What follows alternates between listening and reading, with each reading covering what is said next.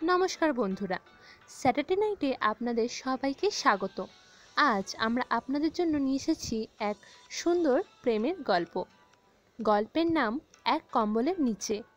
গল্পের লেখক নীললোহিত খ্যাত বিখ্যাত সাহিত্যিক সুনীল গঙ্গোপাধ্যায়। গল্পের সূত্রধর আমি অনুষা। শুরু হচ্ছে গল্প এক কম্বলের নিচে।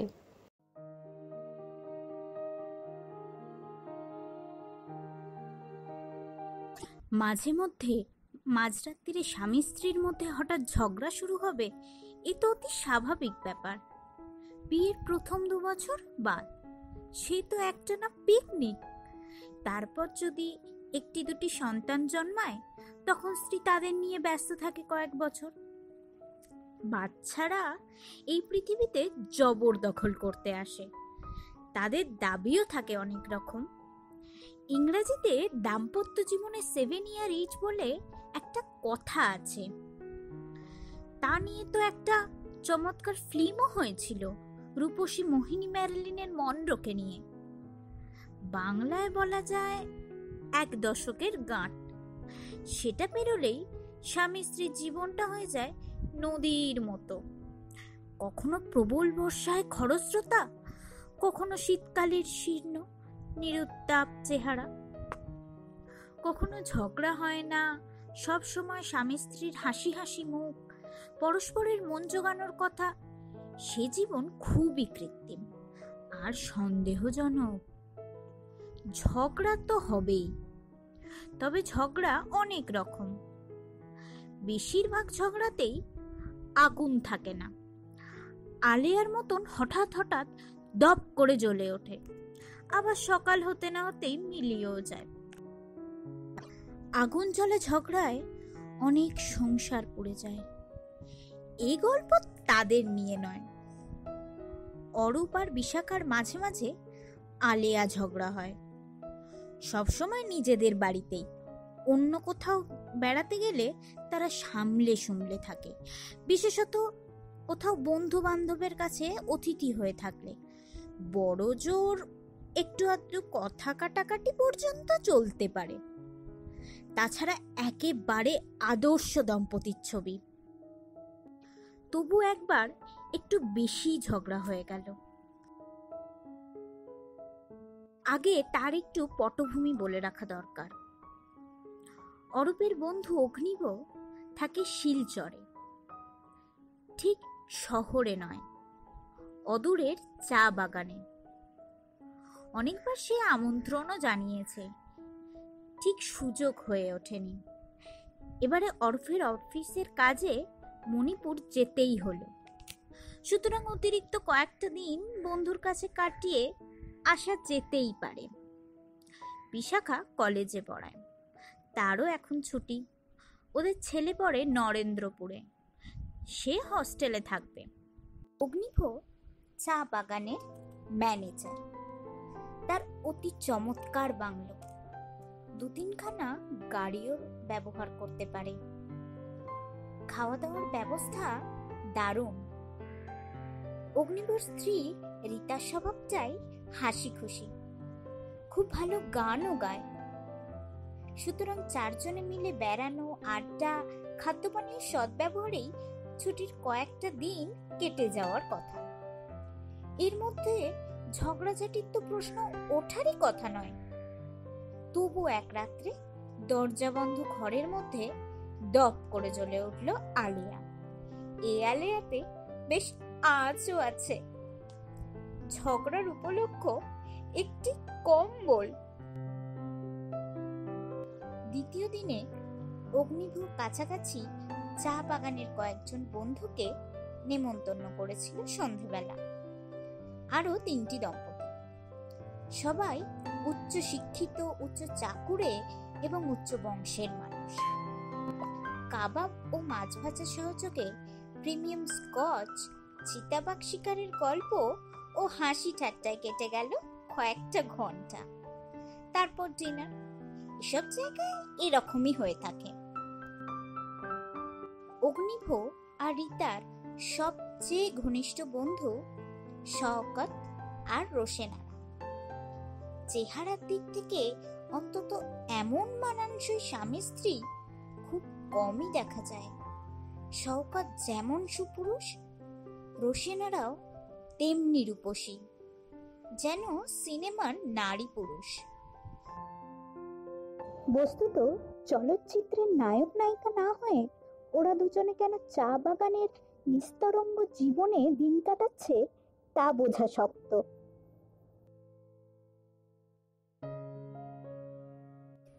রোশেনারা বসেছিল অরূপের পাশে। কেউ পাশে বসলে তার সাথে একটু বেশি কথা হয়েই যায়। আবার খানিকটা অস্বস্তিও বোধ করছিল অরূপ। এখন তিলোত্তমার মতো এক নারী তার সঙ্গে বেশি গল্প করছে, এতে অন্য পুরুষদের হিংসে হচ্ছে না তো? বিশাখা কি কিছু মনে করছে? অরূপ তো ইচ্ছে করে রোশেনারার পাশে বসেনি। একটি সুন্দরী মেয়ে পাশে বসলে উঠে যাওয়াটা চরম অভদ্রতা। শওকত ঘুরে ঘুরে গল্প করছে সকলের সঙ্গে। বিশাখার সঙ্গেও কি নিয়ে আলোচনা করলো খানিকক্ষণ। অরূপ এক জায়গাতেই বসে থাকে, সেটাই তার স্বভাব। রোশেনারা একবার উঠে গেল, কি যেন কাজের কথা বলল রিতার সঙ্গে। আবার ফিরে এলো অরূপের পাশে। অনেক চেয়ার ও সোফা খালি রয়েছে। রোশেনারা তো অন্য কারোর পাশে বসলেও পারত, তবু সে কেন আগের জায়গাতেই ফিরে এলো? তা অরূপ কি করে জানবে? মেয়েটি কিন্তু তার রূপের জন্য একটুও গর্বের ভাব নেই, ন্যাকামিও নেই। সোজাসুজি চোখের দিকে তাকিয়ে সহজভাবে কথা বলে। রোশেনারা গানও জানে। একটি নজরুল গীতি গাইতে গাইতে সে কথা ভুলে গিয়েছিল মাঝপথে। অরূপের অনেক গানই মুখস্থ থাকে। বিশাখা যখন গায় অনেক সময় অরূপ কথা জুগিয়ে দেয়। সেই অভ্যেসে সে রোশেনারাকেও কাবেরী নদীর জলে কে গো গানটির দ্বিতীয় স্তবকের বাণী ধরিয়ে দিল। তখন অন্যরা বলল, আপনিও গান না ওর সাথে। রোশেনারাও মিনতি করলো চোখের ইঙ্গিতে। দুজনে শেষ করলো গানটা, ডুয়েট। অরূপ রোশেনারার সঙ্গে সুর মিলিয়েছে, গলা মিলিয়েছে, কিন্তু সে একবারও রোশেনারার হাতও স্পর্শ করেনি। কিছুটা মদ্যপানের পর অন্য মেয়েদের একটু গা ছুঁয়ে কথা বলার ঝোঁক থাকে পুরুষদের। অরূপ কিন্তু নিজেকে সামলে রেখেছে। মাঝে মাঝেই তার চোখাচোখি হচ্ছিল বিশাখার সঙ্গে। বিশাখা অবশ্য কোনো রকম রাগের ভাব দেখায়নি। অরূপের মনে হলো তার বউ এখানে বেশ সুন্দর আছে। ডিনারের পর বিদায় নেবার পালাতে কিছুটা সময় কেটে যায়। গাড়িতে ওঠার আগেও থেকে যায় গল্পের রেশ। সবাই দাঁড়িয়েছে বাইরের চাতালে। এখানে উজ্জ্বল আলো থাকলেও একটু দূরেই মিশমিশে অন্ধকার। বেশ শীত পড়েছে। দূরে একটা পাখির ডাক শোনা যাচ্ছে। অতিথিরা চলে যাবার পরই বিশাখা বলল, আমার খুব ঘুম পেয়ে গেছে, আমি শুতে যাচ্ছি। অরূপ আর অগ্নিব খানিকক্ষণ কনিয়াক নিয়ে আরো বসলো খানিকক্ষণ। অরূপেরই চোখ ঢুলে এলো আগে। ওদের শুতে দেওয়া হয়েছে ডান দিকের একটি কোণের ঘরে। সে ঘরটি খুবই প্রশস্ত। সংলগ্ন বাথরুমটির বৈঠকখানার মতন বড়। জানলা খুললেই দেখা যায় বাগান, দূরে পাহাড়ের পটভূমিকা। পাহাড়ের চূড়ায় একটা মন্দিরের আলো জ্বলে। ঘরের মধ্যে একটা আবছা নীল আলো জ্বলছে। কম্বলে মুখ ঢেকে শুয়ে আছে বিশাখা, সম্ভবত ঘুমন্ত। পা টিপে টিপে এসে শব্দ না করে পোশাক বদলে ফেলল অরূপ। বাথরুমে ঘুরে এসে শুয়ে পড়ল। কলকাতায় ঘুমের আগে কিছু না কিছু বই পড়া তার অভ্যেস। এখানে বিছানার পাশে আলো নেই, রাতও হয়েছে অনেক। পাখিটার ডাক শুনতে শুনতে ঘুমিয়ে পড়ল অরূপ। কতক্ষণ পর কে জানে কিসের যেন শব্দে ঘুম ভেঙে গেল অরূপের। কেউ কি কাঁদছে? কোনো নারীর আর্তবিলাপ নাকি স্বপ্ন? চোখ মেলে দেখল বিছানার অন্য পাশে হাঁটুতে থুতনি দিয়ে বসে আছে বিশাখা। ফুপিয়ে ফুপিয়ে আপন মনে কি যেন বলছে। ব্যস্ত হয়ে অরূপ জিজ্ঞেস করলো, কি হয়েছে মনি? পেট ব্যথা করছে? বিশাখা কোনো উত্তর দিল না। অরূপ গড়িয়ে কাছে এসে বিশাখার একটা হাত ধরে আন্তরিক উদ্বেগের সঙ্গে বলল, কি হয়েছে? কিন্তু কষ্ট হচ্ছে? হাত ছাড়িয়ে নিয়ে তীব্র গলায় বিশাখা বলল, যাই হোক না, তাতে তোমার কি আসে যায়? আমি মরে গেলেও তো তুমি খুশি হবে। অরূপ একটা দীর্ঘশ্বাস গোপন করল। প্রত্যেকবার ঝগড়ার সূত্রপাত ঠিক এইভাবেই হয়। বিশাখা নিশ্চিত জানে এই কথাগুলো অরূপের বুকে বিষের তীরের মতন বিঁধবে।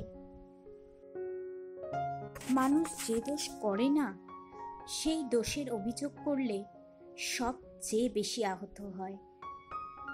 বিশাখার মৃত্যু হলে কেন খুশি হবে অরূপ? সে কি অতটাই খারাপ লোক? বিশাখার বিরুদ্ধে তার তো তেমন কোনো অভিযোগ নেই। বিশাখাকে এখনো সে ভালোবাসে, হয়তো নতুন প্রেমিকের মতো নয়, কিন্তু স্ত্রী হিসেবে, তার সন্তানের জননী হিসেবে, তার জীবন সঙ্গিনী হিসেবে। অরূপ আহত হলেও সংযত গলায় বলল, মরে যাবে কেন? কি অসুবিধা হচ্ছে সেটা বলো। বিশাখা বলল, তোমার জানা দরকার নেই। তুমি মদ খেয়ে মাতাল হবে, তারপর ভোঁস ভোঁস করে ঘুমোবে, তাই ঘুমো। এটাও তার একটা বিষের তীর। অরূপ নিয়মিত মদ্যপান করে বটে, কিন্তু বিশাখা ছাড়া তাকে আর কেউ মাতাল বলে না। সবাই বলে অরূপকে কখনো বেচাল হতে দেখা যায় না, তাতে অরূপ গর্ব অনুভব করে। মাতাল শব্দটা সে অপছন্দ করে। এক একদিন হয়তো মাত্রা একটু বেশি হয়ে যায়, শরীর কিছুটা দোলে, কথা বলে উচ্চ কণ্ঠে, কিন্তু সে কারোর সাথে অভদ্র ব্যবহার করে না, নিজের পায়ে দাঁড়াবার শক্তি হারায় না, গালমন্দও করে না, মেজাজ ফুরফুরে হয়। তারপর তো সকলেই ঘুমোয়। কে ভোঁস করে ঘুমোয়, কে নিঃশব্দে, তা কে জানে। অরূপের নাক ডাকা সম্পর্কে বিশাখা কখন তেমন অভিযোগ জানায়নি। আজকাল বিশাখাও পিচ পিচ করে নাক ডাকে। ঘুম না এলে অরূপ তা শুনতে পায়, কিন্তু একবারও সে কথা বলেনি বিশাখাকে। অরূপ বলল, আমি মোটেই মাতাল হইনি। তুমিও তো আজ দিব্যি জিন খাচ্ছিলে দেখলাম। 2বার না 3বার নিলে। বিশাখা কণ্ঠস্বরে কিছুটা ঝাল মিশিয়ে বলল, তুমি দেখছিলে? আমার দিকে দেখার তোমার সময় ছিল? তুমি তো একজন সুন্দরীকে নিয়েই মত্ত হয়েছিলে। অরূপ মনে মনে এই আশঙ্কাটাই করেছিল। রোশেনারা সে কেন অরূপের পাশে বসেছিল সারাক্ষণ? তার জন্যে তো অরূপ দায়ী নয়। সে তো মহিলাকে ডাকেনি, টানাটানিও করেনি। এবার কি একটু ঝাঁজ এসে গেল অরূপের গলাতেও? অরূপ বলল, মত্ত হয়েছিলাম মানে? একজন পাশে বসলে কথা বলবো না? বিশাখা বলল, শুধু কথা, চোখ সরাতেই পারছিলে না। তারপর হিন্দি সিনেমার নায়কের মতন মাঝপথে গান জুড়লে। এরপর কথার পিঠে গরম গরম কথা, চাপা গলার ঝগড়া। একসময় অরূপ আবার বিশাখার হাত ধরে বলল, এত রাত্রিরে এইসব কথা বলে কোনো লাভ আছে? শুধু শুধু ঘুম নষ্ট। শুয়ে পড়ো, কাল সকালে কথা হবে।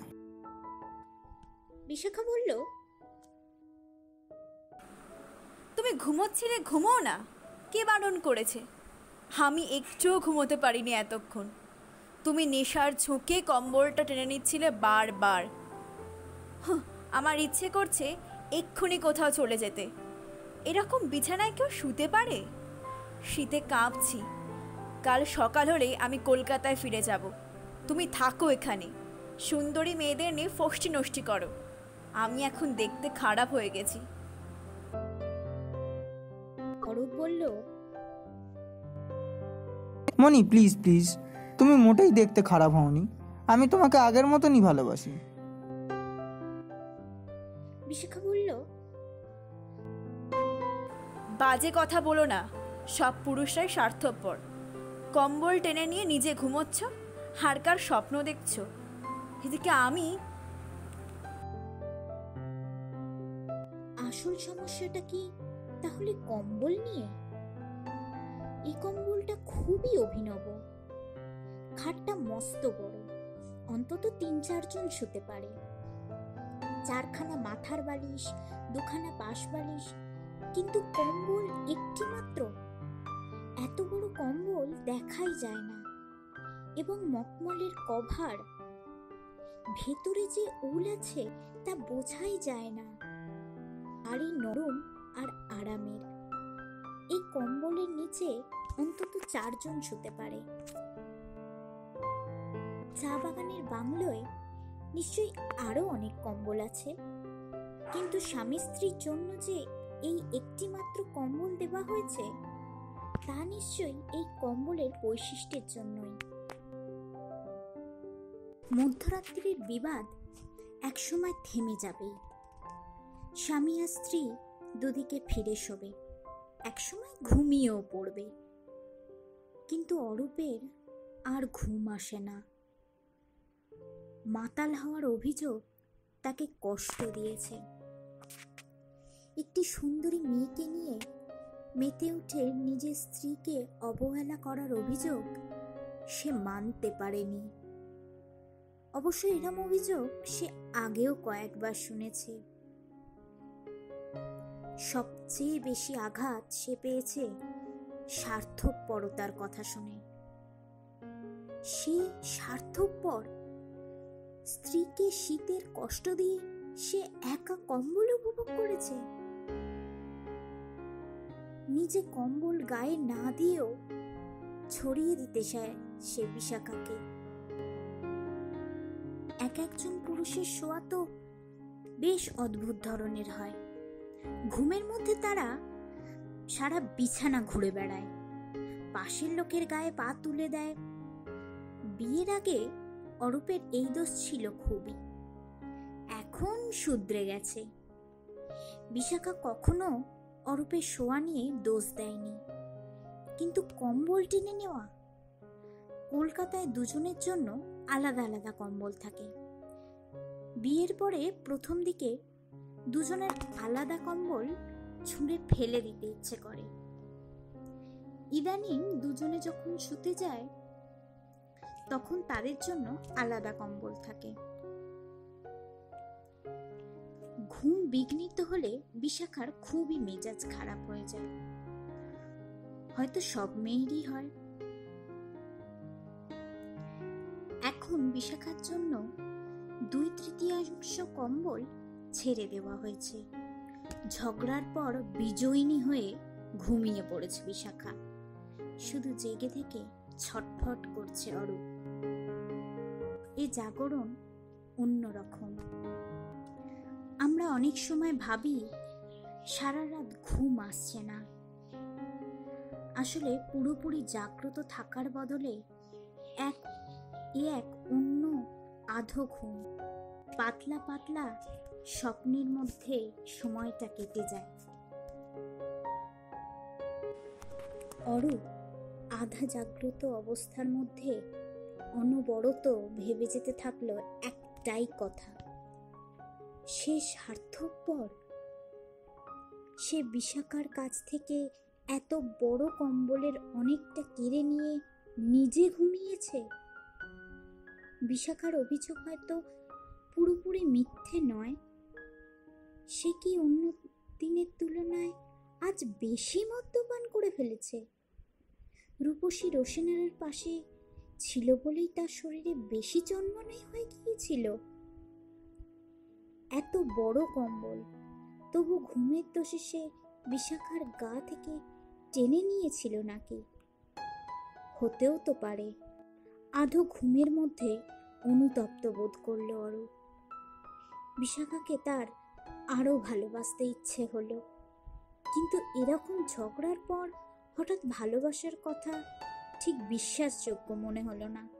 মনে হয় যেন মন জোগানোর কথা। হঠাৎ একটা যুক্তি মাথায় এসে গেল অরূপের। হতে পারে সে আজ একটু বেশি মদ্যপান করে ফেলেছে। হতে পারে নেশাগ্রস্ত ঘুরে সে বিশাখার গা থেকে কম্বল টেনে নিয়েছে। কিন্তু তার তো একটা সহজ সমাধানও ছিল। বিশাখা কেন তার দিকে সরে এলো না? বিশাখা যদি তাকে জড়িয়ে ধরত, তাহলে তো দুজনের মধ্যেই প্রচুর কম্বল থাকতো। কেন এলো না বিশাখা? সে তো বিশাখার শত্রু নয়। শীত করলে বিশাখা তাকে জড়িয়ে ধরবে না কেন? এক্ষুনি বিশাখাকে জাগিয়ে এই যুক্তিটা কি শোনানো যায়? কি উত্তর দেবে সে? কিন্তু বিশাখা এখন দিব্যি ঘুমোচ্ছে। এখন তাকে জাগানোর প্রশ্নই ওঠে না। অরূপের আধো ঘুমের স্বপ্নটা ক্রমশ অন্য রূপ নিতে লাগলো। সে দেখল একটা বিশাল কম্বল, শত শত মাইল লম্বা। তার নিচে অনেক মানুষ। এরা কারা? এরা সারা দেশের মানুষ এক কম্বলের নিচে শুয়ে আছে। কখনো কম্বলটা সরে গেলে সবাই কাছাকাছি এসে জড়াজড়ি করছে, হাসছে। গোর্খাল্যান্ড, কামতাপুরী, সুন্দরবনের মানুষ। কম্বলটা একদিক থেকে অন্যদিকে বেশি করে গেলে সবাই হাসাহাসি করে ঠিক করে নিচ্ছে। শেষ রাতের স্বপ্ন হঠাৎ তো থেমে যায় না, চলতেই থাকে। যারা এরম স্বপ্ন দেখে তারা জানে, অন্যমনস্ক হয়ে ঘুমোবার চেষ্টা করলেও স্বপ্নটা চলতেই থাকে। অরূপ দেখতে লাগলো সারা আকাশ জুড়ে উঠছে একটা কম্বল, রং বদলাচ্ছে, তবু প্রধানত নীল রঙের। তারপর অরূপ দেখল সারা পৃথিবী জুড়ে রয়েছে একটা নীল রঙের কম্বল, আকাশের বদলে। সেই কম্বলের নিচে পৃথিবীর সব মানুষ। আকাশের সেই কম্বল নিয়ে টানাটানি চলছে, আবার ঠিকঠাক করে নিয়ে খলখল করে হাসছে সব মানুষ। কালো, সাদা, খয়েরি রঙের মানুষ। ঝগড়া হচ্ছে, আবার মিটেও যাচ্ছে। মানুষ কাছাকাছি এলেই ঝগড়া মিটে যায়। দূরত্বই যত গন্ডগোলের মূল। আধো ঘুমন্ত অরূপের ঠোঁটে ফুটে উঠেছে হাসি। সে পৃথিবীর কি দারুণ একটা সমস্যার সমাধান করে ফেলেছে আজ। আকাশটাকে সমগ্র মানুষ জাতির একটা কম্বল বলে ধরে নিলেই তো হয়, আর কখনো ঝগড়া হবে না। সকালে যখন অরূপের ঘুম ভাঙল, তখন বিশাখাও ঘুমন্ত। নিজের অজান্তেই সে জড়িয়ে আছে অরূপকে। অত বড় কম্বলটা পড়ে আছে খাটের নিচে।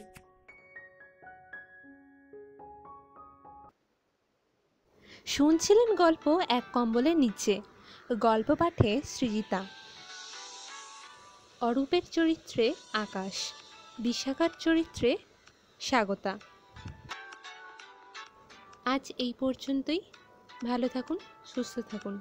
ধন্যবাদ।